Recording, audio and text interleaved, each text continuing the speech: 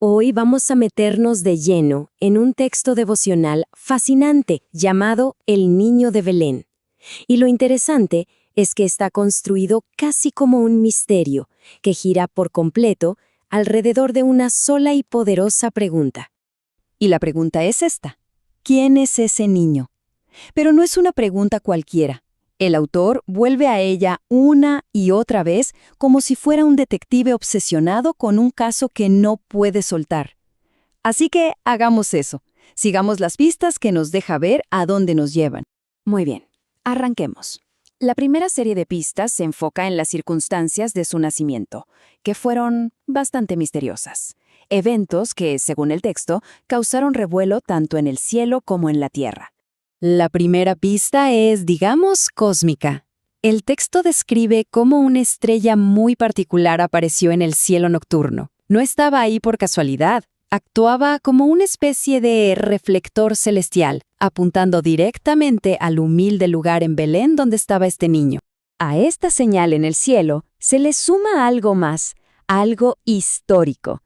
El texto nos dice que su llegada no fue una sorpresa del momento, no, para nada. Fue el cumplimiento de una profecía muy, muy antigua del Dios de Israel. O sea, esto sugiere que su nacimiento era un evento esperado desde hacía mucho tiempo. Y aquí es donde la trama se pone seria. La noticia de este nacimiento llega a oídos de un emperador muy poderoso. ¿Y cómo reacciona? Pues no con alegría, sino con miedo. Se sintió tan amenazado que, según nos cuenta el relato, desató una crueldad terrible para intentar eliminarlo. De repente, este misterio tiene consecuencias de vida o muerte. Avancemos a la siguiente fase de esta investigación, porque ahora el texto nos presenta una contradicción enorme, una gran paradoja. Es el choque brutal entre esas señales divinas que acabamos de ver y la realidad increíblemente humilde de su vida. Y esta imagen lo resume todo a la perfección. Por un lado, tienes lo grandioso, ¿no? Ángeles que cantan desde el cielo, sabios que viajan desde tierras lejanísimas solo para adorarlo. Y por el otro, la realidad más cruda. Un nacimiento en la más absoluta pobreza, envuelto en telas cenicicias y acostado donde comen los animales. Un contraste tremendo. Y para que entendamos la escala de estas señales divinas, el texto se detiene en lo que dijeron los ángeles. Ojo, no es un simple saludo, es una declaración con una resonancia cósmica, una que promete nada menos que paz en la tierra y buena voluntad para toda la humanidad. La investigación ahora da un salto en el tiempo. Dejamos el pesebre y nos vamos a su vida ya de adulto. Aquí, el autor nos da dos claves más para entender quién era: su sabiduría, que era increíble, y la compañía que elegía. Se cuenta que a medida que crecía, dejaba a los líderes religiosos de la época, pues, sin palabras. Tenía una sabiduría que parecía no tener explicación, un carácter perfecto, intachable. Era para ellos un verdadero enigma. Aquí viene lo más interesante. A pesar de tener la admiración de los más importantes, él buscaba a otros. El texto es muy claro. Buscaba activamente a los que la sociedad había rechazado. Y la lista lo dice todo: la viuda, el huérfano, el traidor, el estafador, la gente que nadie quería ver.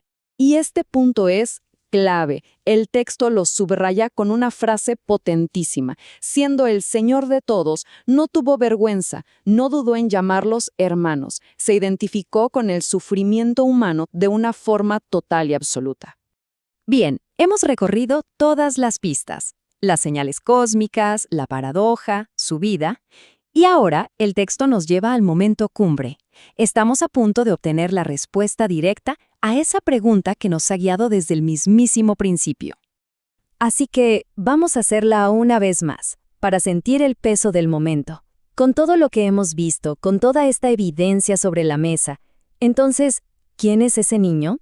Y la respuesta es un nombre, pero también es una misión. Se llama Jesús. Y su propósito, como lo explica el texto, está en la misma raíz de su nombre.